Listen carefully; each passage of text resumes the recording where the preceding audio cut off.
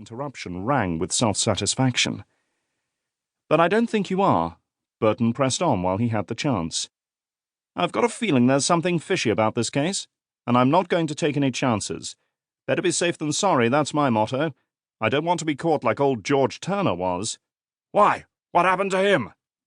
The Assistant Commissioner was a great one for a bit of police gossip.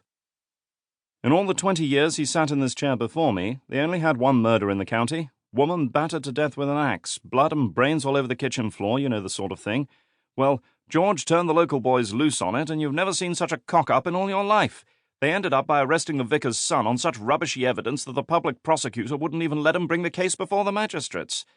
All the yokels were laughing themselves silly because everybody knew who'd done it except the poor old cops.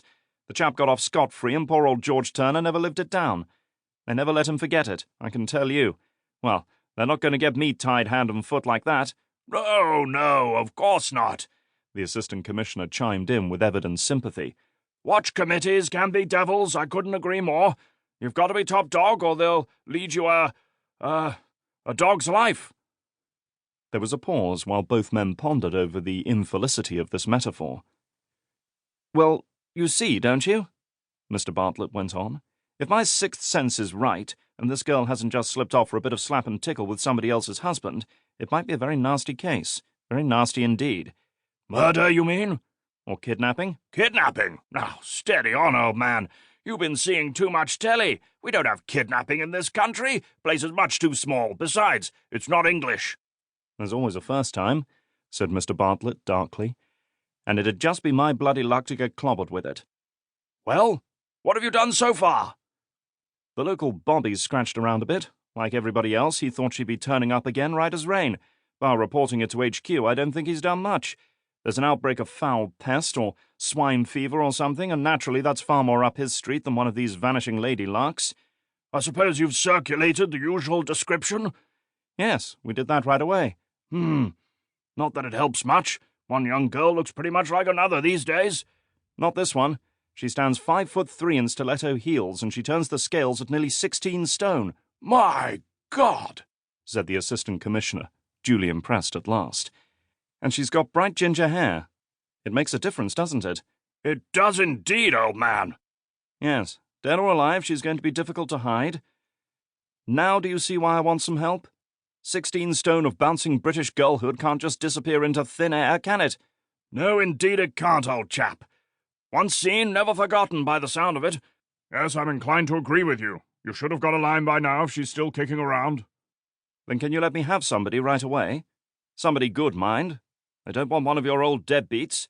"There are no deadbeats on my staff, old man." The Assistant Commissioner spoke with heavy reproof, but the expression had given him an idea. He still wasn't convinced that this was a case for the Yard, but he didn't want to turn down a chap who was understandably being a bit wary in his new job. And anyhow, Bartlett might just conceivably turn out to be right. Murder would be bad enough, but kidnapping, from the professional point of view, could be terrible. At least in the case of murder, you couldn't blame the dead body on the police. But in kidnapping, whatever you did might be wrong. If you let them hand over the ransom money, the kidnappers might still kill their victim, and if you stopped the ransom money, you were equally likely to be left with a corpse on your hands. The Assistant Commissioner shuddered gently as he thought of all the messes you could get into in a kidnapping case. It wasn't the sort of job you'd wish on a dog. He turned back to the telephone. There was only one man for the job. "I'll send you one of my chief inspectors," he said. "Good chap. Name's Dover. I'll get him down to you first thing in the morning." The Assistant Commissioner dropped the receiver back in place and grinned wickedly. A man in his exalted position shouldn't indulge in petty spite where his subordinates were concerned, but it was oh so pleasant to give way to these little human frailties once in a while. "I'd love to see the old bugger's face when he hears what he's got himself landed with this time." The Assistant Commissioner chuckled happily to himself and picked up his phone again to send the good news down the line. "Bloody waste of time," snarled Chief Inspector Wilfred Dover as he sat slumped and sulky in the corner of his first-class reserved compartment.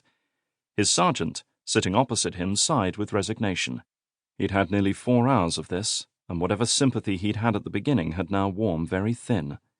"Yes, sir," he said, and gazed hopelessly out of the window. "I don't know why it is," Dover grumbled remorselessly on. "It always seems to be me that gets landed."